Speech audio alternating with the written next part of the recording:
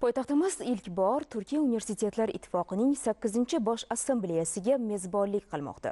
Tadbir davomida ittifoqqa yangi universitetlarning a'zolik arizalari ko'rib chiqildi hamda Orxon almashinuv dasturini takomillashtirish bo'yicha takliflar tinglandi.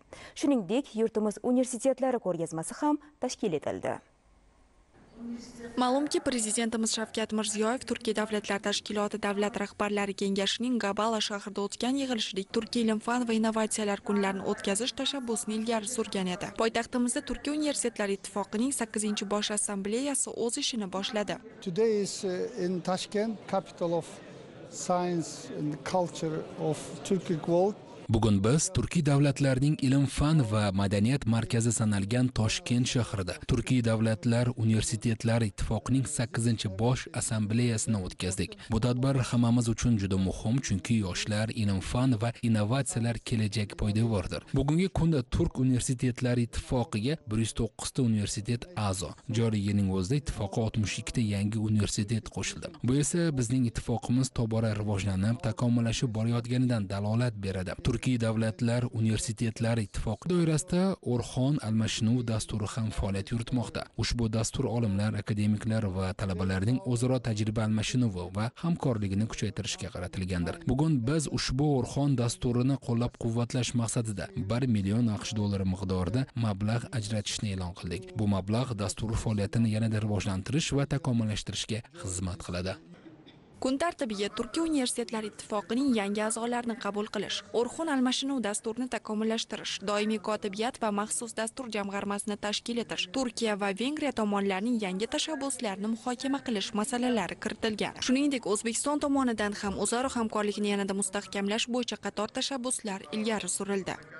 O'zbekiston Respublikasi Prezidenti Ozarbayjonning Gabala shahridagi 6-7 oktyabr kunlari bo'lib o'tgan katta tadbirda O'zbekistonda Turkiy davlatlar tashkiloti qoshidagi Turkiy davlatlar universiteti ittifoqini raisligi O'zbekistonda 2025-26 yilda bo'lib o'tishini ta'kidladilar va bu borada ilmdan boshqa najot yo'q shiori ostida 25-26 yilda bo'lib o'tadigan raislik doirasida Turkiy davlatlar universiteti ittifoqining nafaqat 8-assambleyasi, balki ilm-fan va innovatsiya forumi o'tkazish tashabbusini bildirdilar. Toshkent xalqaro universiteti ushbu tadbirga 2 yil davomida raislik qilishi biz uchun juda ham katta sharaf. Ushbu tadbirlar doirasida Turkiy davlatlar hamkorligi rivojlanishi, ilm-fan tadqiqotlarida yangi bosqichga o'tishi biz uchun juda ham muhim.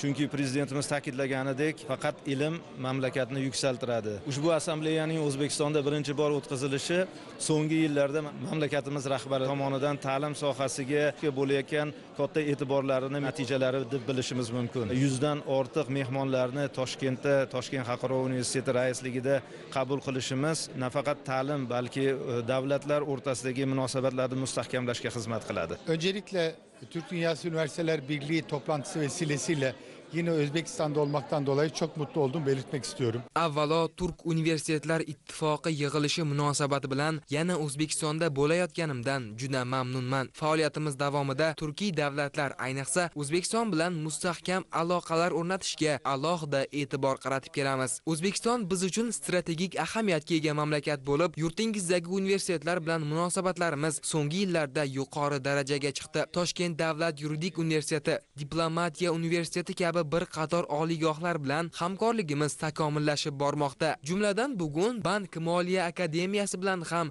samarali uchrashuv o'tkazdik. Bu yo'nalishda ham aloqalarimizni yanada mustahkamlashni rejalashtirmoqdamiz. Turkiy universitetlar ittifoqi esa o'zaro hamkorligimizni kengaytirish uchun muhim maydon vazifasini bajarmoqda. Nega endi Erasmus dasturiga o'xshash loyiha Turk dunyosi universitetlari o'rtasida ham bo'lmasin? Bizning asosiy maqsadimiz ham aynan shudir. Rivojlanish, yanada takomillashish yo'lida birlashish. Buning uchun bizda katta ustunlik bor. Bu esa davlat rahbarlarimizning qo'llab-quvvatlovidir. O'zbekiston prezidenti ham, Turkiya prezidenti ham ta'lim sohasidagi tashabbuslarni doim qo'llab-quvvatlaydilar. Bu bizga katta ishonch va motivatsiya beradi. Shu tufayli ham kelgusida universitetlar aro hamkorligimizni yanada kuchaytirib, ijobiy natijalarga erishishga harakat qilamiz.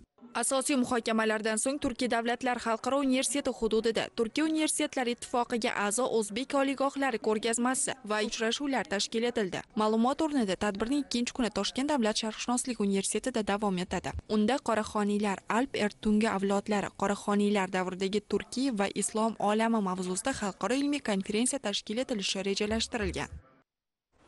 Qadrli yurtdoshlar, siz Axborot 24 dasturi bilan tanishdingiz. E'tibor uchun tashakkur. Salomat bo'ling.